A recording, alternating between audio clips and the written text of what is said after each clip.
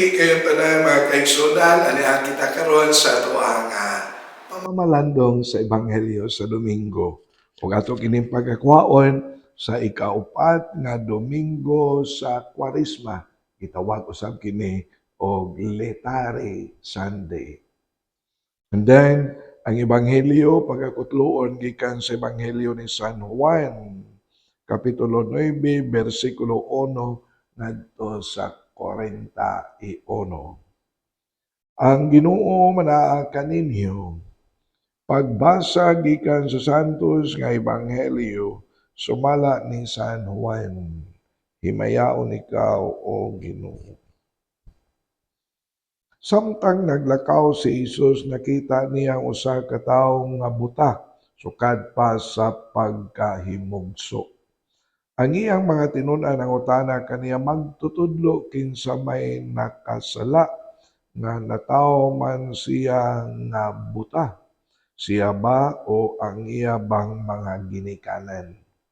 Si Jesus mitubag, ang iyang pagkabuta dili tungod sa iyang mga sala ni sa mga sala sa iyahang mga ginikanan. Siya na taong buta aron ang gahom sa Dios ikapadayag diha kaniya. Samtang adlaw pa, kinahanglan buhaton ta ang mga buhat sa nagpadala kanako kay moabot ang kagabion ug wala nay makatrabaho.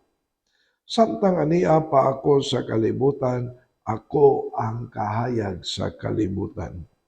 Human siya makasulti niini, si Jesus miluwa sa yuta o nagmasa siyag lapok ginamit ang laway. Unya, gihidhiran niya sa lapok ang mata sa tao o giingnan. Lakaw, panghilamos dito sa linaw sa Siloe, kini ngalana nagkahulugan o pinadala. Busa milakaw ang tao o nanghilamos o unya, mibalik siya nga makakita na. Unya ang iyang mga silingan o ang mga tao nga nakakita kaniya nga nagpakilimos sa wala pa siya maayo ng utana. Dili ba mao kini ang tao nga kaniadto nagpunay lingkod og nagpakilimos? May miingon mao kana siya. Apan ang uban miingon dili pareha lamang sila hitsura. Busa ang tao mitug-an ako bitaw o sila nangutana kaniya, nganong makakita ka naman? Og siya mitubag, ang tao nga ginganlag Isus nagmasag lapok ug unya gihidhiran niya kini sa akong mata o giingnan ako lakaw ngadto sa Siloe ug unya panghilamos. Busa miadto ako ug human ako manghilamos nakakita ako. Sila nangutana, hain man siya. Wala ako masayod, siya mitubag. Unya ilang gidala ngadto sa mga Parisiyo ang tao nga kaniadto buta. Adlawng igpapahulay kadto sa pagmasa ni Jesus og lapok sa pagpabuka niya sa mga mata sa buta. Unya gipangutana pag-usab sa mga Parisiyo ang tao kung giunsa niya pagkakita ug siya mingon kanila, gibutangan niya lapok ang akong mata ug unya nanghilamos ako ug karon makakita na ako. Pipila sa mga Parisiyo mingon, ang nag-ayo kanimo dili gikan sa Dios kay wala man siya magtuman sa balaod may tungod sa adlaw nga igpapahulay.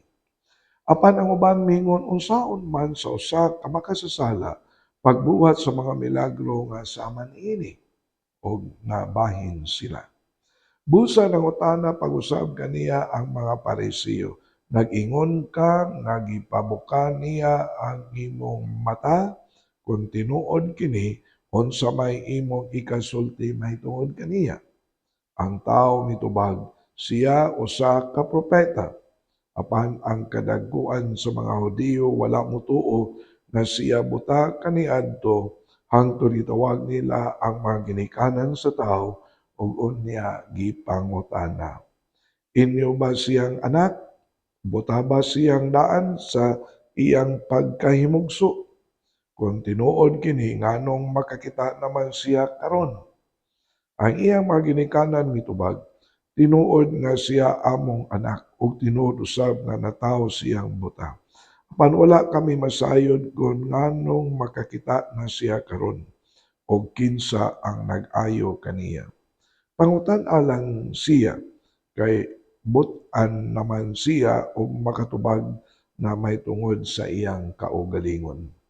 Gisulti kini sa iyang mga ginikanan tungod kay nahadlok man sila sa kadagkuan sa mga Hudiyo sanglit nagkauyon man sila nga kadtong moingon nga si Jesus mao ang Mesiyas dili na ilhon nga sakop sa sinagoga. Ini ang hinungdan nga ang iyang mga ginikanan miingon but-an naman siya pangutan-a lang. Unya, gitawag na usab nila ang tawo nga nahimugsong buta ug ilang giingnan. Isulti ang matuod atubangan sa Dios ug nasayon kami nga ang tawo nga giingon mo nga nag-ayo kanimo makasasala. Ang tawo mitubag, wala ako masayod kung siya makasasala ba o dili, ang nasayran ko lamang mao nga buta ako kaniadto apan karon makakita na. Sila nangutana, unsa may iyang gibuhat kanimo? Iunsa man niya pagpabuka ang imong mga mata? Og siya mitubag, gisultihan ko na kamo apan wala kamo motuo. Nganong buot man kamo mamati pag-usab. Buot ba usab kamo nga mahimo iyang mga tinun-an? Og siya giinsultuhan nila o giingnan, ikaw ang tinun-an niya apan kami mga tinun-an ni Moises. Nasayod kami nga ang Dios misulti kang Moises apan bahin ni adtong tawhana wala gani kami masayod kung tagadiin siya. Ang tao mitubag kahibulungan kamo wala masayod kung tagadiin siya apan iyang gipabuka ang akong mata. Nasayod kita nga ang Dios dili mutagad sa mga makasasala apan tagdon niya kadtong nagtahod kaniya og nagtuman sa iyang gisugo kanila. Sukad masukad wala pa gayud igdungog nga may nakapabuka sa mata sa tawo nga nahimugsong buta. Kung kining tawana dili pa gikan sa Dios wala gayud siya mahimo. Og sila mitubag, natawo ka og nagtubo diha sa sala ug karon magpalumaluma kag tudlo kanamo. Og siya gipalagpot nila sa sinagoga. Og si Jesus nakabalita nga siya ilang gipalagpot sa sinagoga, unya hikit-an niya ang tao og giingnan, mituo ka ba sa anak sa tao?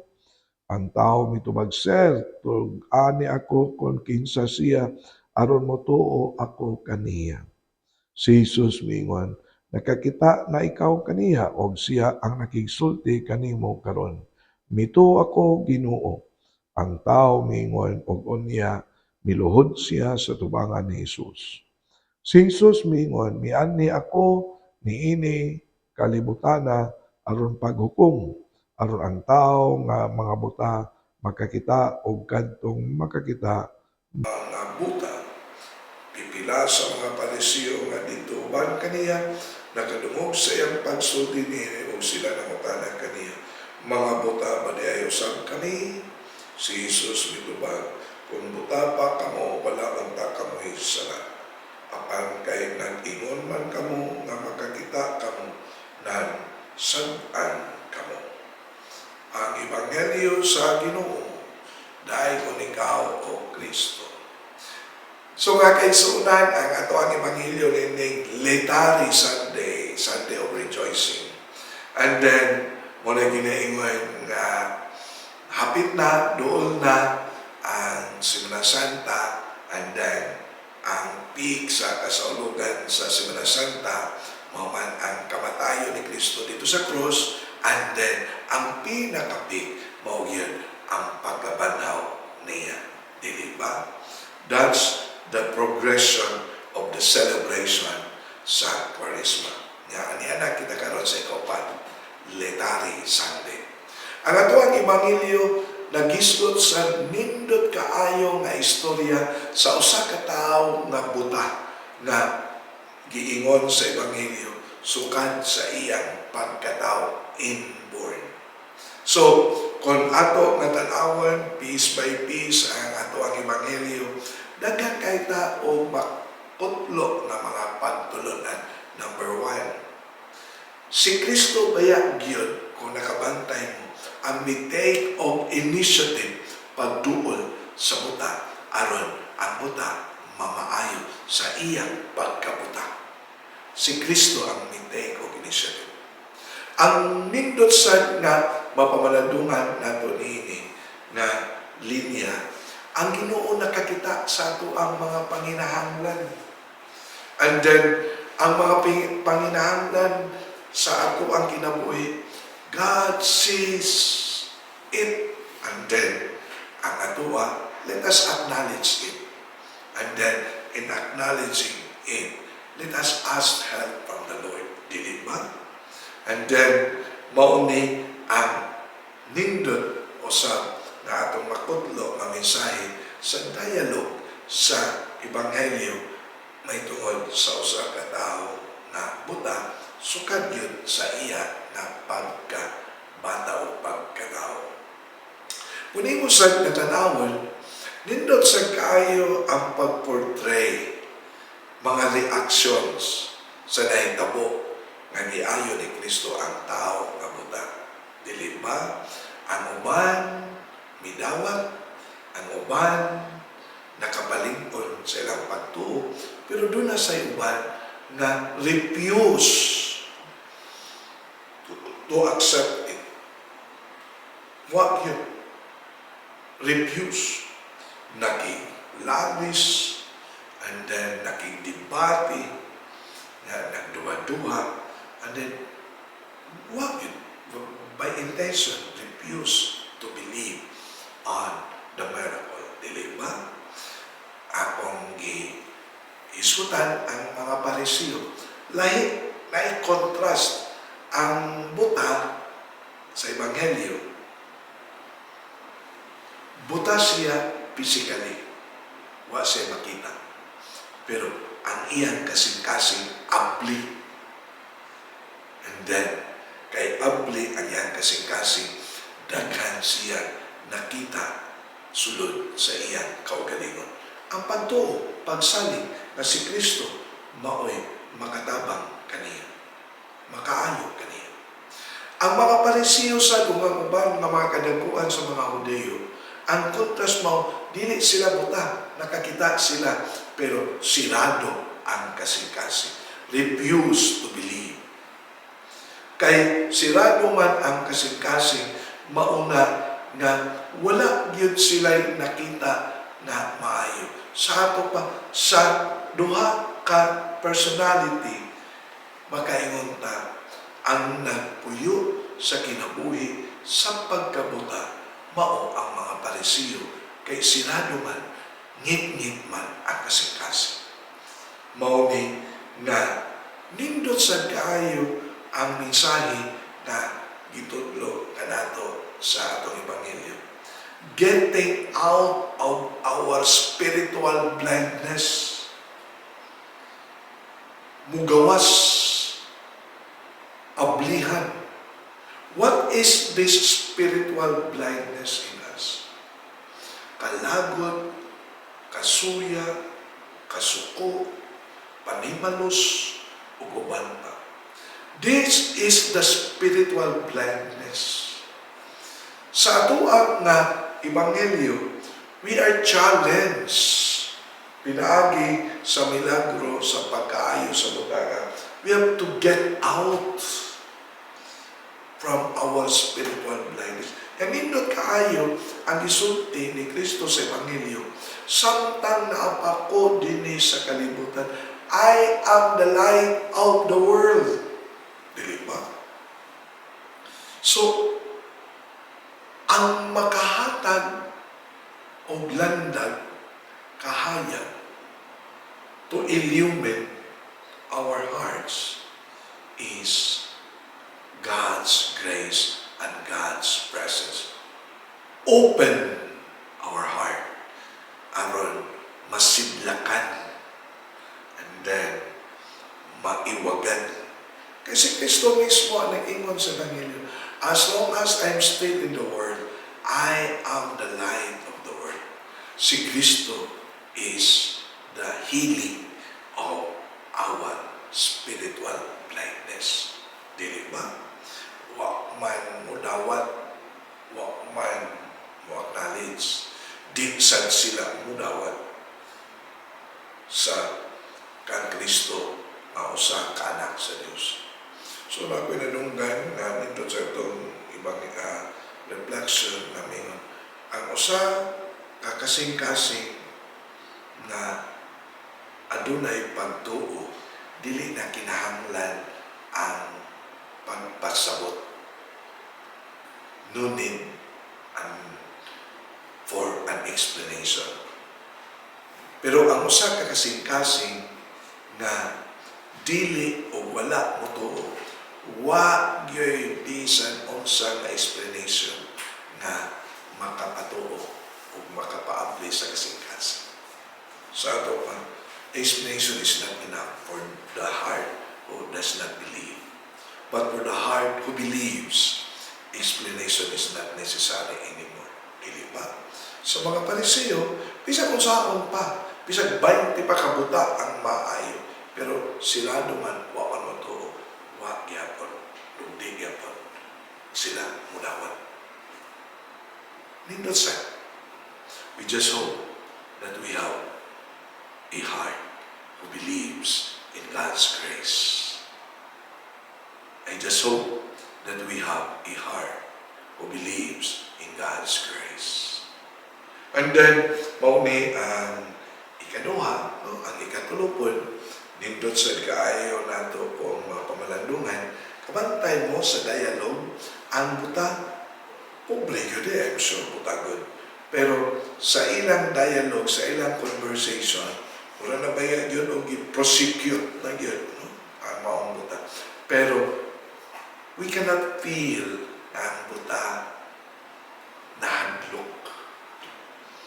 We cannot feel na he was intimidated, he was threatened, wa siya mahadlok. In fact, ipagawas yun siya, ipapahawak yun siya sa templo. Pero wa siya maapekto eh. Kana bang our faith experience, kana bang mayong ikatulong nga reflection, ang faith experience mo may makapalingon, makapaisog. Mo ni ang gingon na do not be afraid. That's always what we hear from Jesus. But with our faith experience, the experience of God's grace, the experience of God's presence, the experience of matawag na to blessings from the Lord, ang pagkaayo sa buta, that is his faith experience. Panawa. Sa mahadlok. Watsan siya manisa. And then, because of that, di ba, nagpagawas man siya. And then, sa encounter, sa dialogue ni Kristo o niya, si Kristo may padayag na siya mao ang nag-ayo sa buta. Siya mao ang anak sa Diyos. Siya mao ang Mesiyas. And then, ang buta, mituo ako kanimo Ginoo. Miluhod siya kung nag-ampo kang Kristo. That is the challenge to all of us. That our blessings, mga grasya sa Diyos, will make it as our faith experience. God is with us. Aron inikabot sa mga matawag to pressures, problema, ups and downs, makabalog lang ihapon na sa ngalan sa grasya sa Diyos. So, ato ning pamalandungan, so God takes His initiative, it's because He sees our needs. Ato ning pamalandungan na ang Ginoo na kanunay diri kanato. Ato sa pamalandungan, ang contrast between Halin sa buta o sa mga Parisiyo. We just hope that our heart is open because of God's grace. Can see and let the light of Jesus illumine our life. Ato sa pamalandungan, nga kining mga blessings, grasya, let us make this as our faith experience for us to be strong, to be faithful, and to be always with the Lord. Ato na yung dalon, ini ika-4 na Domingo sa Kwaresma, Laetare Sanctae. Ato yung ampo, ato mga kaigsoon na mga masakiton. Apo lang ito amahan, panalangin niya ang mga kaigsoon na mga masakiton, ayuwa sila silang tagsa-tagsa ng mga palatian ng sakit. Kinintanan, among ipangayo, pinagi ni Kristo, among Ginoo. Amen.